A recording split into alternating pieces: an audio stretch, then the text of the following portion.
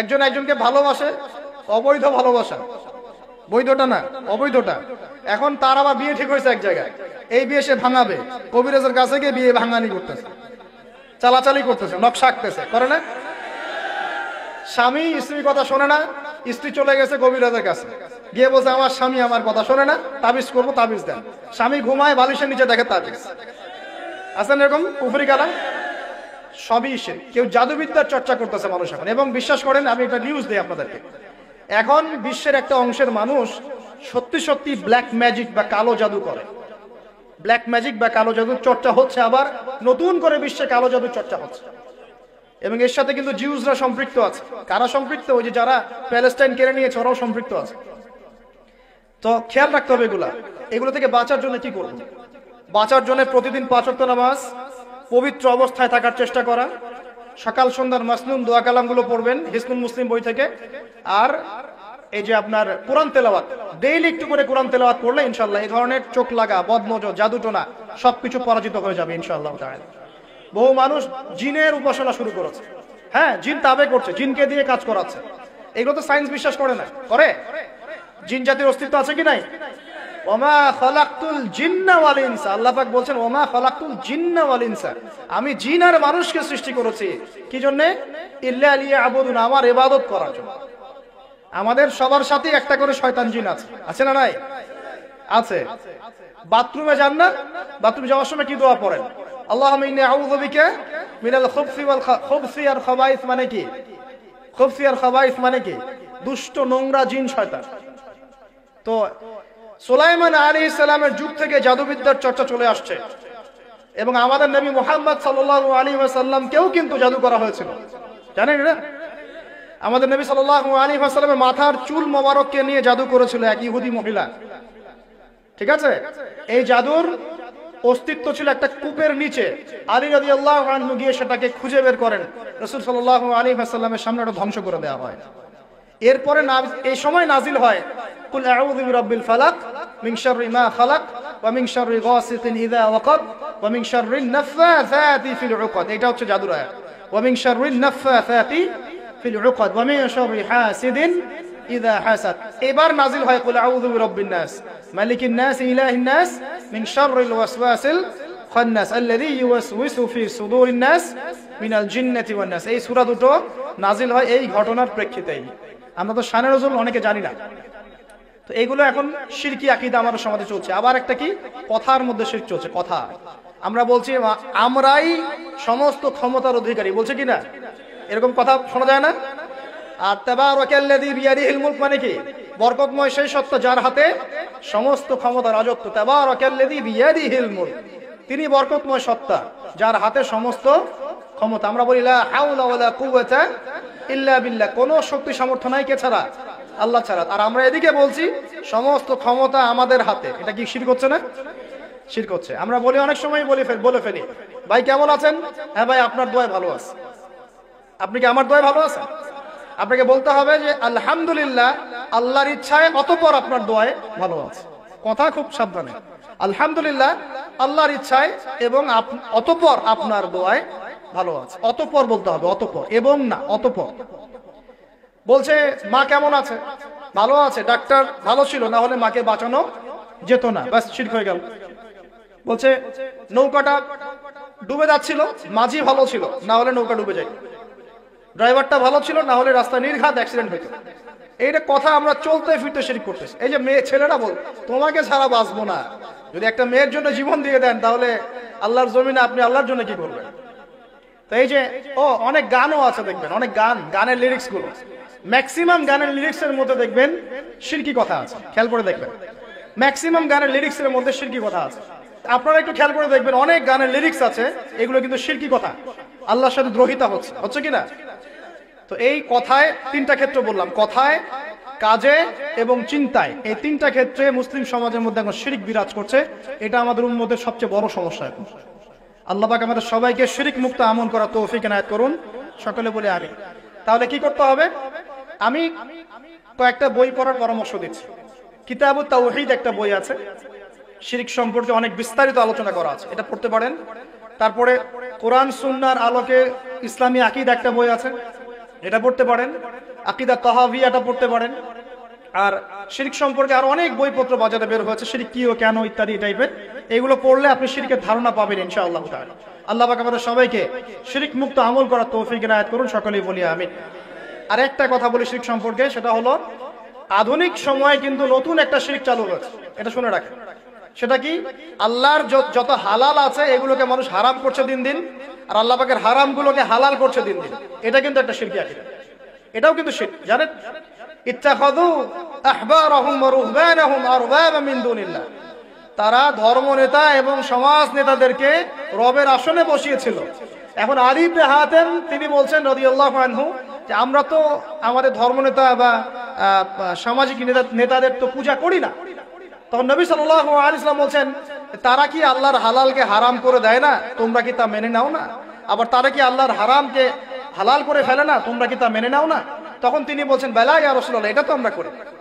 তখন নবী সাল্লাল্লাহু আলাইহি ওয়াসাল্লাম বলছেন তিলকা ইবাদাতুহুম, এটাই তো ওদের ইবাদত করা। কেউ যদি আল্লাহর হালালকে হারাম করে আর আমরা তা মেনে নেই, আমরা ওদের ইবাদত করছি। কেউ যদি আল্লাহর হারামকে হালাল করে নেয়, হালালকে হারাম করে নেয়, আমরা তার কথা মেনে নেই, তাহলে আমরা তার ইবাদত করছি।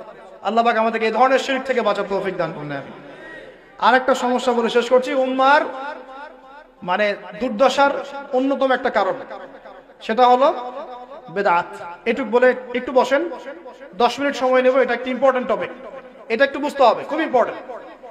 এই কারণে উম্মার মধ্যে অনেক ফাসাদ সৃষ্টি হয়েছে, ফিতনা সৃষ্টি হয়েছে, এবং মানুষ নবীর সুন্নত থেকে মুখ ফিরিয়ে এখন সব বেদাতি আমল করা শুরু করেছে। আর এই বেদাত গুলোকে মানুষ সামাজিকতা বলে চালিয়ে দেওয়ার চেষ্টা করছে। খুব খেয়াল রাখেন, নবী সাল্লাল্লাহু আলাইহি ওয়াসাল্লামের সুন্নাহ মানে আল্লাহ পাক কোরআন নাজিল করেছেন, তার রাসূলের হাদিস আছে আমাদের সামনে। কোরআন এবং হাদিস নবী যেভাবে আমল করেছে আমরা সেভাবে আমল করি, এর নাম সুন্নাহ। সাহাবায়ে কেরাম রাদিয়াল্লাহু আনহুম যেভাবে করেছেন আমরা সেটা করি, এর নাম সুন্নাহ। মানে নবী সাল্লাল্লাহু আলাইহি ওয়াসাল্লাম বলছেন মাই ইয়াইশ মিনকুম বা'দি, তোমাদের মধ্যে আমার পরে যারা বেঁচে থাকবে, ফাসায়ারা ইখতিলাফান কাসীরা, তোমাদের মধ্যে যারা বেঁচে থাকবে আমার পর তারা দেখবে অনেক ইখতিলাফ চলছে সমাজের মধ্যে। তো আলাইকুম বিসুন্নতি ওয়া সুন্নতি খুলাফায়ে রাশিদিন মাহদিয়িন মিন বা'দি, তখন তোমাদের কাজ হবে আমার সুন্নতকে আঁকড়ে ধরে থাকা এবং আমার হেদায়েত প্রাপ্ত খুলাফায়ে রাশিদা সাহাবায়ে কেরাম তাদের সুন্নতকে আঁকড়ে ধরে থাকা।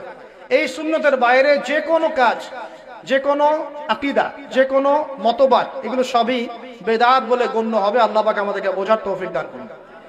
যেমন তাওহীদে থাকতে হবে, শিরক করা যাবে না, ঠিক তেমনি সুন্নতে থাকতে হবে, বেদাত করা যাবে না। সুন্নত কেমন? নবী সাল্লাল্লাহু আলাইহি ওয়াসাল্লাম ঘুমিয়েছেন যেভাবে, সেইভাবে ঘুমাবো সুন্নত।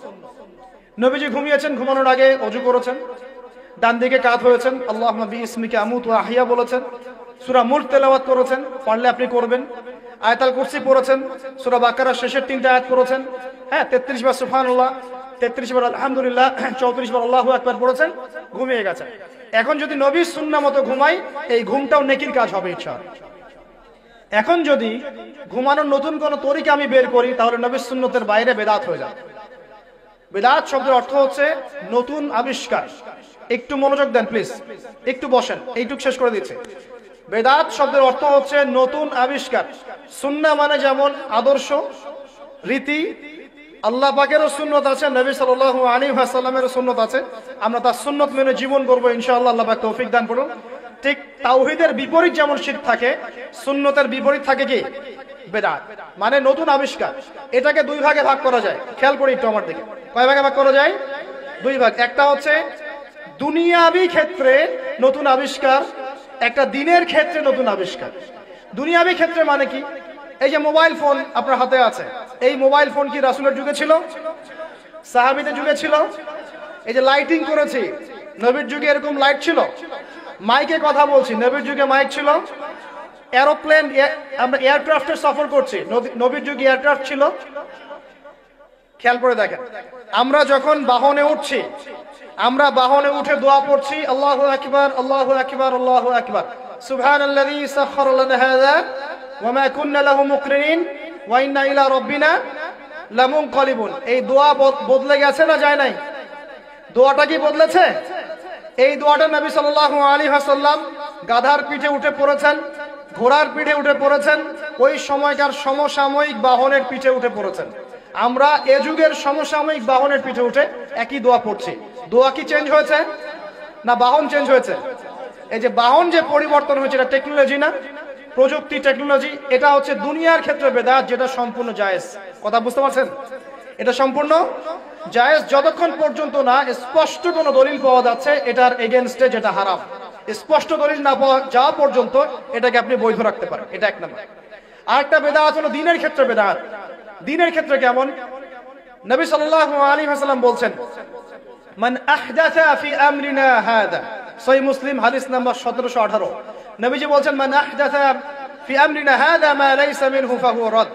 কোন ব্যক্তি যদি এই দিন ইসলামের মধ্যে এমন কোন আমল চালু করে যে আমলের সমর্থনে আমাদের পক্ষ থেকে কোনো প্রমাণ নাই, সেটা রাদ বা প্রত্যাখ্যাত, সেটা বাতিল। নবী সাল্লাল্লাহু আলাইহি ওয়াসাল্লাম অন্য হাদিসে বলছেন, মান আহদাসা ফি আমরিনা হাদা মা লাইসা মিনহু ফাহুয়া রাদ, মান আমিলা আমালান লাইসা আলাইহি আমরুনা ফাহুয়া রাদ। আমার সাথে বলেন দেখি, বিদআত শব্দের অর্থ কি? নতুন আবিষ্কার। কয় প্রকার হয়? কয় প্রকার হয়? একটা দুনিয়াবি ক্ষেত্রে যেমন বললাম যে এই যে প্রযুক্তিগত বেদাত যেগুলো হয়েছে, এগুলো জায়েজ না জায়েজ? জায়েজ। যতক্ষণ পর্যন্ত না এগুলোর বিপরীতে কোনো দলিল স্পষ্ট পাওয়া যাচ্ছে ততক্ষণ পর্যন্ত জায়েজ। আর একটা দিনের ক্ষেত্রে যেটা, সেটা কি জায়েজ হবে না জায়েজ হবে? দিনের ক্ষেত্রে যদি আমরা এমন কোন আমল করি নেকির আশায়, সওয়াবের আশায়, যেটা রাসূল করেন নাই, সাহাবীরা করেন নাই এবং তাবেঈন ইমামগণ সবার থেকে প্রমাণিত না, এই কাজটা যদি সওয়াবের আশায় করতে যাই যার পক্ষে কোনো দলিল পাওয়া যায় না, সেটাকেই বাতিল প্রত্যাখ্যাত বেদাত বলা হয়। কথা বুঝতে পারছেন কিনা? উদাহরণ দিলে এবার ক্লিয়ার হবে। কয়েকটা ভাবে হতে পারে। যেমন এক নাম্বার ধরন কেমন? মনে করেন যে আপনি হালুয়া রুটির সেমাই খাবেন। খুব ভালো কথা। হালুয়া রুটির সেমাই খাওয়া কি জায়েজ না জায়েজ? এই খাবারটা হালাল না হারাম? হালাল।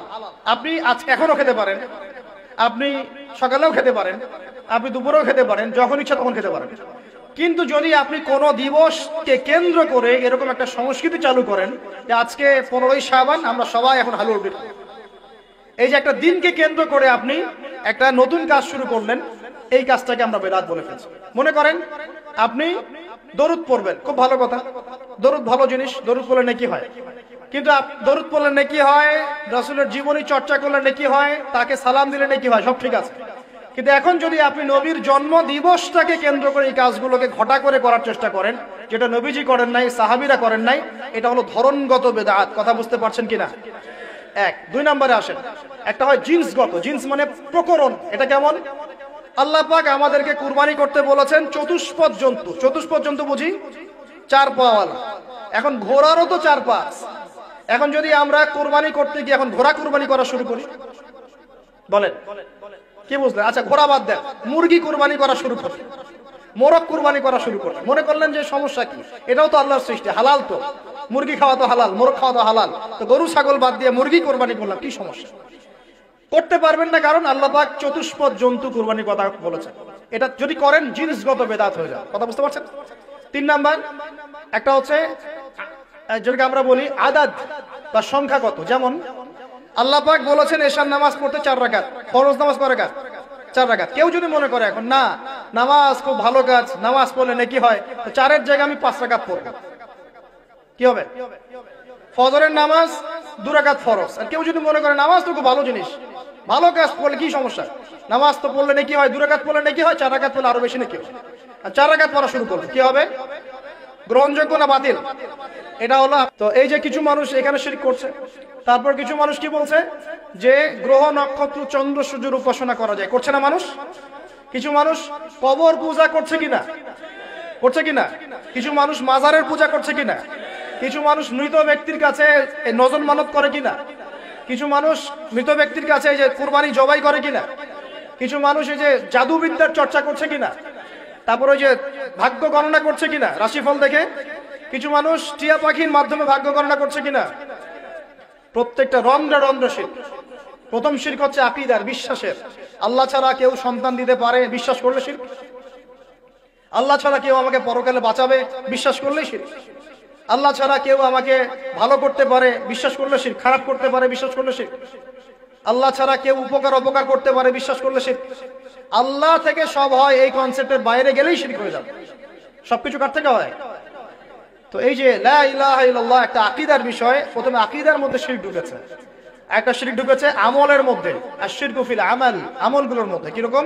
এই যে আল্লাহ বাদ দিয়ে অন্য কাউকে সেজদা করা, আল্লাহ বাদ দিয়ে অন্য কারোর জন্য নজর মানত করা, আল্লাহ বাদ দিয়ে অন্য কারোর জন্য এই যে আপনি কুরবানি করছেন, হ্যাঁ, আল্লাহ ছাড়া অন্য কারোর কাছে দোয়া করছেন, সবই শিরক। এই যে আপনি হাতের মধ্যে একটা বালা পরে আছে, বালাটা খুলতে বললে খোলেন না। কেন খোলেন না? আপনার ধারণা এটা খুলে ফেললে আপনার ক্ষতি হবে, রোগ আর ভালো হবে না। এই যে আকীদা, শিরকি আকীদা, শিরকি আকীদা, টাটকা শিরকি আকীদা। যদি মনে করেন যে এটা খুললে, এই যে আংটি একটা পরেছেন মনে করেন, এই নিয়াতে পরে থাকেন যে এই আংটি পরার পরে আমার রোগ ভালো হবে, টাটকা শিরক এটা। এমনি যদি পরেন সৌন্দর্য বর্ধনের জন্য পরেছি, কোনো সমস্যা নেই, ইন্নামাল আমালু বিন্নিয়াত। কিন্তু যদি এই নিয়াতে পরেন এই আংটিটা পরলে আমার রোগটা ভালো হবে, খুললে আর রোগ ভালো হবে না, ব্যাস শিরক হয়ে গেছে। তারপরে বিয়ে হচ্ছে না, তাবিজ করতেছে, তাবিজ করলে বিয়ে হবে, শিরক হয়ে গেল। আবার